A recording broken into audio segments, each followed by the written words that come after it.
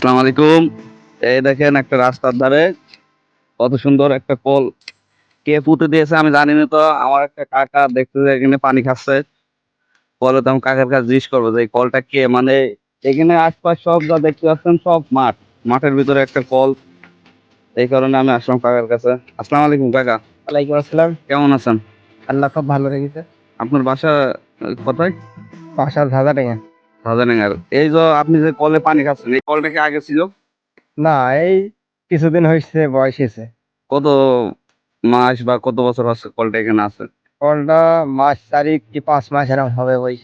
মানে এর আগে যখন এইসেন মাঠে কোনো কল ছিল না, এই 4 মাস কি 5 মাস দেখছেন যে একটা কল পুঁতে, কলটা মানে কে পুঁতে দিয়েছে? আপনারা মাঠের লোকজনই কি পুঁতেছেন নাকি? এই কলটা বইছে, সে লোকটা মারা গেছে। মানে এটি সরকার থেকে ওই লোকের কাছে পাঠিয়েছে? হুম। মানে ওই লোকের জন্য দোয়া করছেন তো, যে লোকটা মারা হ্যাঁ, গেছে? দোয়া তো করতেই এই হয়। যে লোক কলটা যে পুঁতে দিয়েছে, এখানে যে চাষিরা আসে তাদের পানি খাওয়ার জন্য অনেক কষ্ট হয়। মানে এমন সময় এসে, আমি এর আগেও এসে মাঠে কোনো সময় কল পাইনি, তো এখন এসে দেখছে যে কলটা পুঁতা আছে।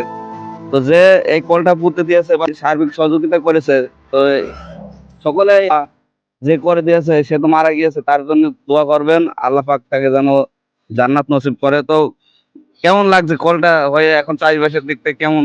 হ্যাঁ, ভালো লাগবে। যাক, আমরা এখানে কাজে বাজে আসলে এই কলে পানি পানি খাই। এখানে এই আমাদের আগে বাড়িতে পানি না ফেলা লাগতো, এখন আর বাড়িতে পানি না ফেলা লাগে। মানে একটা সুবিধা হয়েছে। হুম। তো এখানে পুরাটাই মাঠ, কিন্তু তারপরেও এই যে একটা কল দিয়েছে, এটা আমরা যে দিয়েছে তাকে, মানে সে তো মারা গিয়েছে, একটাই এখন তার দোয়া করতে পারি, আল্লাহ যেন তার এই অছিলায় তার গুনাহগুলো মাফ করে দিয়ে তাকে আল্লাহ জান্নাতবাসী করুক।